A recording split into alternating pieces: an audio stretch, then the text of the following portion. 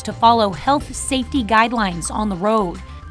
Australia's largest airline has a new plan to keep COVID-19 off its flights, and why Thanksgiving dinner looks a lot different this year, including the price of making it. The 4 states' most watched news starts now. City of Joplin and Freeman Health cancel this year's Christmas parade. This is KOAM News at noon. I'm Tanya Bach. Topping our first 7 minutes. Joplin's annual holiday parade that was scheduled for next Tuesday is now canceled.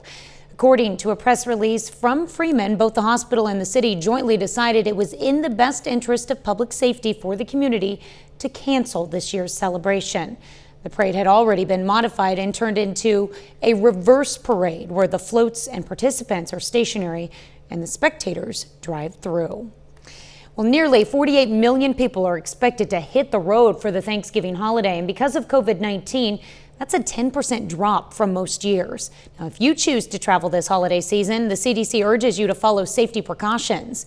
The CDC recommends wearing a mask, staying 6 feet apart, avoiding contact with sick people, and washing your hands or sanitizing consistently. Joplin health officials say you should follow those guidelines and take precautions while on the road. They say you should avoid going inside gas stations, wipe down gas pumps, and use drive-thrus or food from home as your meals along the way. As local COVID-19 numbers remain high, health officials stress the importance of staying safe. You know, I think it is important to have a frank conversation. Ask them, you know, if you are sick, stay home.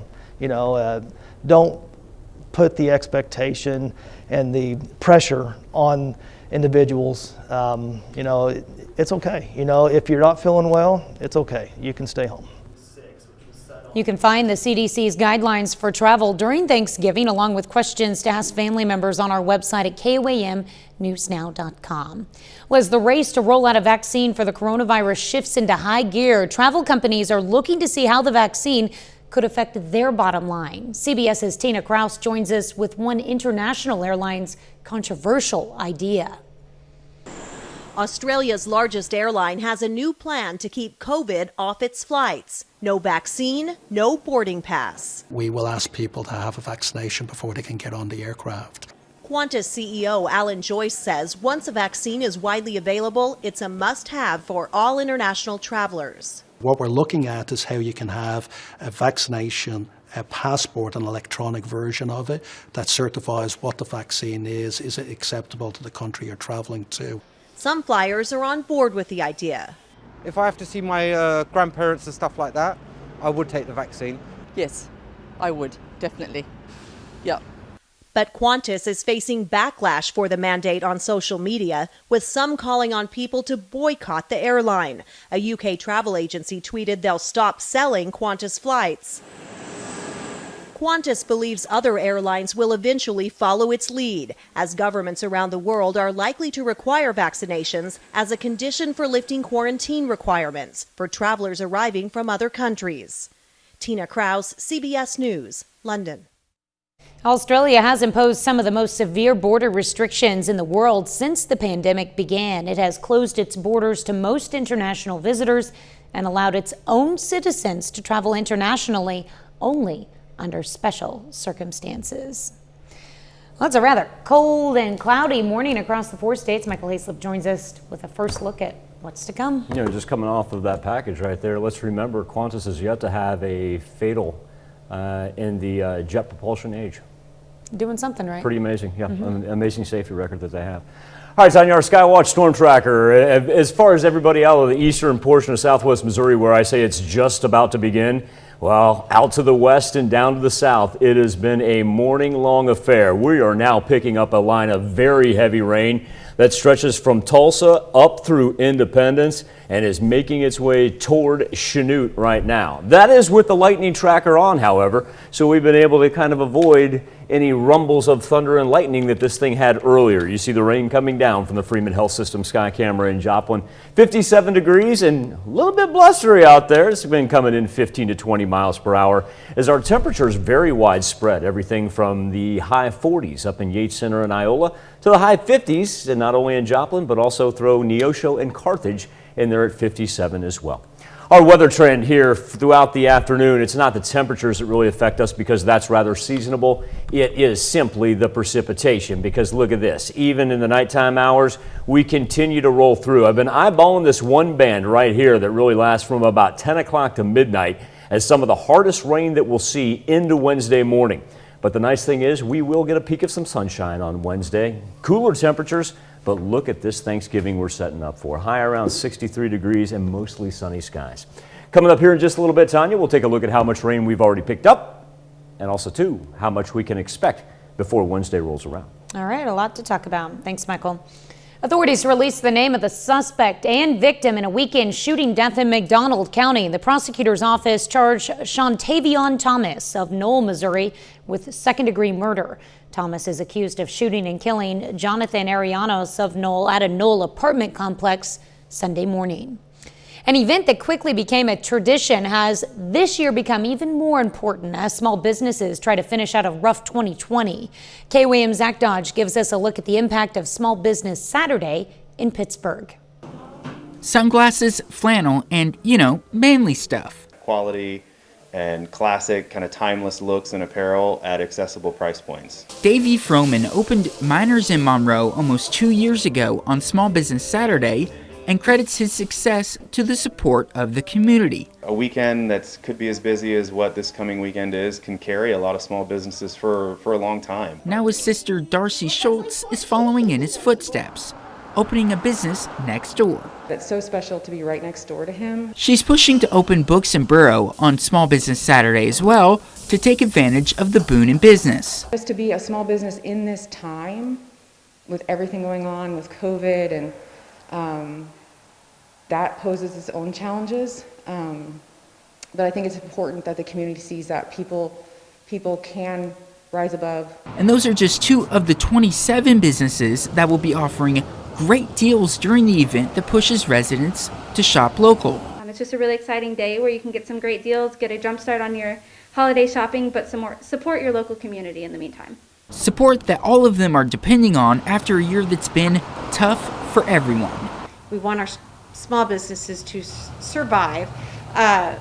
Each dollar counts, and each dollar is impacted in our community now more than ever. Looking forward to, like I said, just people getting out and about and the support that we'll receive from the community, and hopefully we can find a way to continue to pay it forward and find ways to give back as well. Small Business Saturday is always the Saturday after Thanksgiving. Organizers usually do a passport challenge where anyone who visits 10 businesses on Saturday is entered to win a prize pack. And this year, to keep everyone safe, they've made it so residents can shop locally online and still fill out their passports. That's a look at today's top stories and weather in our first 7 minutes. Up next on KOAM News at noon, Turkey Talk. Thanksgiving dinner will be different this year, including the price of making it. I'm Elise Preston with the results of a new report on the cost of the holiday feast. And later, we're making a showstopper of a Thanksgiving dessert, a 4-layer pecan pie. Millions of families are planning smaller feasts for Thanksgiving this year because of COVID-19, and there is some good news for those committed to putting the turkey with all the trimmings on the table. Elise Preston explains. Dr. Melissa Hawkins usually travels with her husband and children to Florida for Thanksgiving. To visit with family, aunts and uncles and cousins, and we usually spend almost a week down in Florida having a great time. But this year, the epidemiologist isn't taking any chances because of the coronavirus pandemic. She'll be cooking for immediate family at home near Washington, D.C. Just us and my mom outside. We're hoping that the weather cooperates. That's the plan. The plan includes a traditional dinner with turkey and all the trimmings, and for many Americans, it will cost a little less this year. The American Farm Bureau Federation says a classic Thanksgiving meal for 10, including a 16-pound turkey, sweet potatoes, stuffing, rolls, cranberries, veggies, and pumpkin pie, will cost just $4.69 per person, down 20 cents from 2019. A drop in the price for the holiday bird is the main reason why. The price of the turkey came in at $1.21 per pound. That was down 7% from what we saw last year. John Newton from the American Farm Bureau Federation says many grocery stores are pricing turkeys low to get shoppers in the door. And demand is changing this year. Smaller family gatherings have many people buying just legs and breasts or smaller turkeys. We've had some requests for new desserts and maybe more desserts from the kids. For her meal, Hawkins is sticking with the traditional size entree. We're going to go with the leftovers. That's the best part of Thanksgiving. And she's hoping next year to be back celebrating the holiday with extended family again. Elise Preston, CBS News, New York.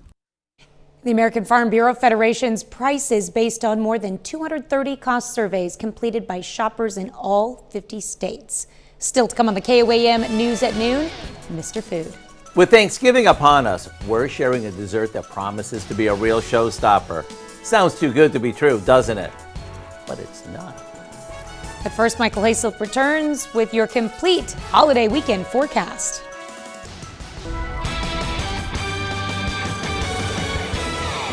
Held off for the morning commute, but the precipitation, it is here to stay for the duration of our Tuesday. In fact, all the way into Wednesday. What we'll do now is we'll eliminate the satellite cloud cover and go to our sweeping radar. That's where we can tell the intensity as we're really picking up down here to the southwest and northeast Oklahoma and our western portion of southeast Kansas, then that elongated line that actually makes its way all the way to Kansas City, about to move through Iola and Chanute. Independence is pouring right now. And as we move into Cherokee and Crawford County, we're starting to see a little uptick in the intensity as well. Just reaching the far eastern portions of southwest Missouri, but like I said, an elongated affair for our Tuesday as everything is going to track from northwest or southwest to northeast. So please know if you're hanging over here, you're eventually going to have it by nightfall as well. As far as the precipitation we've seen so far, we've already got close to an inch right there on the western portion of Montgomery County.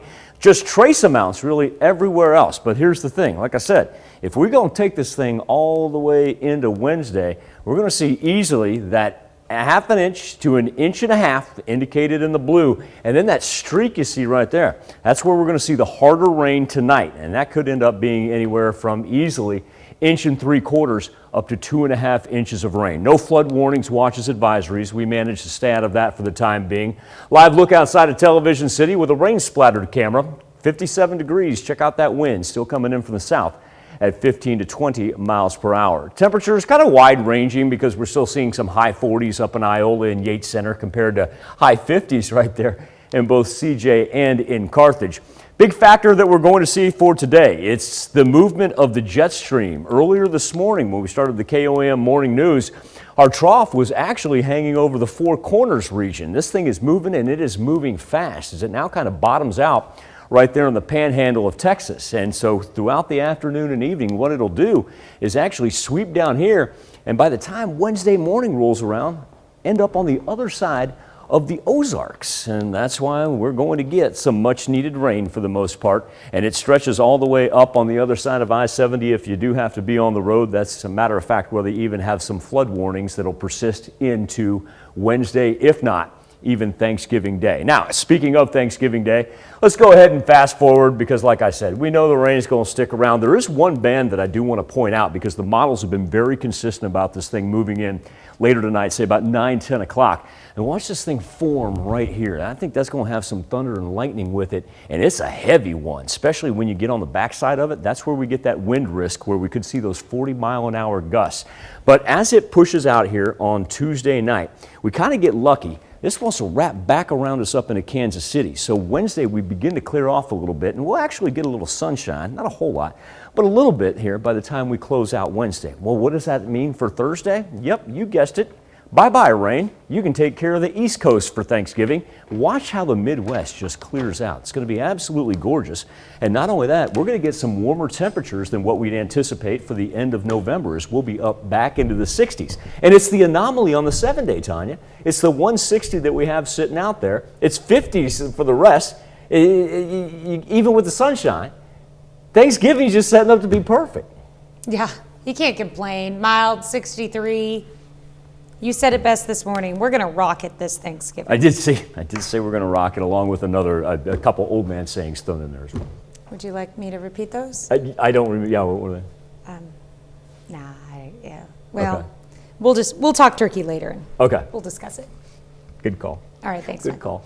We take this time to honor today's four-state hero, Purple Heart recipient Matthew Wilson in the U.S. Army. The soldier from Miller, Missouri, joined the 10th Mountain Division, 2nd Battalion, 87th Infantry Regiment, 3rd Brigade Combat Team in 2008 and fought in Afghanistan. In addition to earning the Purple Heart, Wilson also earned the Bronze Star and the National Defense Service Medal.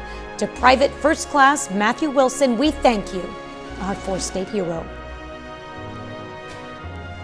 Well, today's Thanksgiving dessert is layered with a creamy filling, crunchy pecans, and a flaky refrigerated pie crust that truly makes it delectable. Howard shows us how to make a 4-layer pecan pie in the Mr. Food Test Kitchen. When it comes to Thanksgiving, many of us are so focused on the turkey and all the go-alongs that we often forget about what we're serving for dessert. If so, no worries, because today we're sharing a dessert that's sure to be a showstopper. Let me show you how it's made. We start by combining some cream cheese, sugar, vanilla, and an egg. You want to beat it until everything's nice and smooth. Okay, we set this aside. Now, in another bowl, we beat together more eggs with sugar, corn syrup, and a bit of vanilla. We spread the cream cheese mixture in the bottom of an unbaked pie shell. As for the crust, that can be homemade or you can use a refrigerated or frozen supermarket shortcut. We sprinkle some pecans over this and top it with the vanilla mixture before popping it in the oven. Once it's baked and has time to cool, it's ready to serve. It's the ultimate Thanksgiving dessert that features layer after layer of everything we love about a pecan pie, plus an awesome cheesecake layer. To get the recipe for our 4-layer pecan pie in time for this holiday, just visit our website. I'm Howard with Kelly in the Mr. Food Test Kitchen, where today we found a layer after layer after layer after layer way for you to say, ooh, it's so good. So good, he slipped up and called it pecan. Here's a look at our 4-state market prices.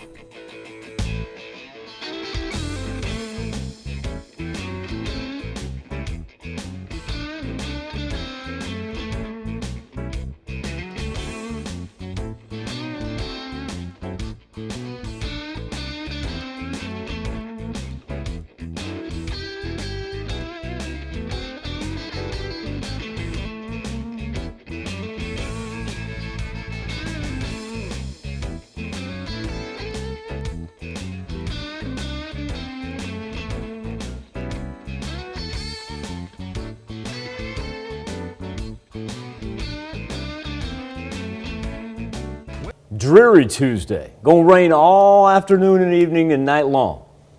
Wednesday is gonna be cool. It's gonna be chilly.